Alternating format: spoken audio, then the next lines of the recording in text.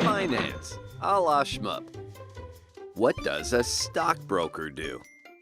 I've been working on the railroad all the way. All right, yep, that's what they do. They broker stocks to customers and, well, generally speaking, they take a commission for the privilege of selling shares of whatever.com to their customers or clients. Think about stockbrokers like you'd think about home realtors, only stockbrokers are selling 47 homes a day for $5,000 each, give or take a lot. In the 1970s, commissions paid on stock and bond trades were massive. Back then, there were essentially no connected consumer computers, so processing an order was relatively expensive. There wasn't a whole lot of competition, and it took a lot of infrastructure to make a trade. And there were relatively few players in the entire industry back then, like only 3 or 4 big competitors who all decided to charge about the same very high commission rates. Well, the small number of competitors made for a much less efficient market, which meant that the consumer paid a whole lot more per transaction. And more meant commissions of 3, 4, even 5%. Like buying 100 shares of a $20 a share stock for $2,000 carried a commission of something like $100. A broker making 50 of these trades a day did extremely well, but oh, how times have changed. Today, a typical trade might carry a commission of 0.1%. That same $2,000 trade today, well, would pay a commission of something closer to $2. Yep, you heard that right, 98% less. So the bottom line is that there are way fewer stockbrokers in existence today, and the ones who have survived have to sell a whole lot more shares or do more volume business for their customers, or they end up looking like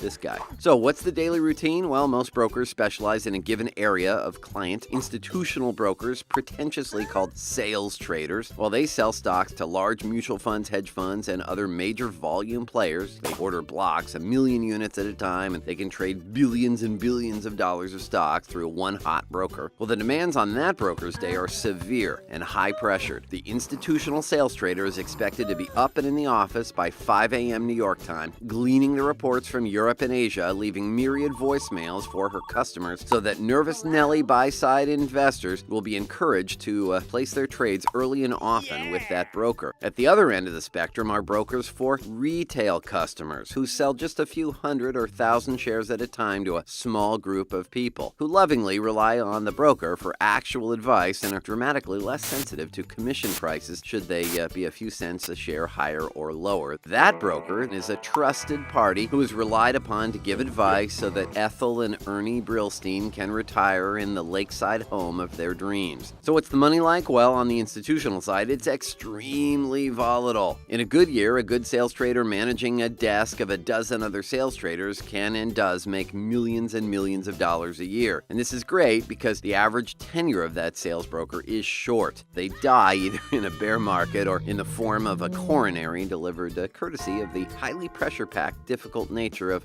kind of fighting that war. While the life of a retail broker is kinder, gentler, and poorer. A good retail broker lasts a much longer time, usually, and ends up being on the get-rich-slow plan, such that year after year, they're able to invest some meaningful amount of money in the stock market on their own, watching their wealth grow at turtle pace, but with thick, hard shells covering their behinds. The qualifications? Being a stockbroker? Well, just be good with people more than anything else. The deep financial knowledge that used to be necessary for the job has all but evaporated, and the job of the sales trader retail broker is that of regurgitating dialogue written by sell-side analysts and then synthesized by dozens of lawyers before being allowed out of the bullpen. Progress or ladder climbing happens by winning new clients, obtaining new business, and increasing the dollar volumes traded through the front desk. So yeah, stockbrokers broker stocks. Okay, that's the too long didn't listen version.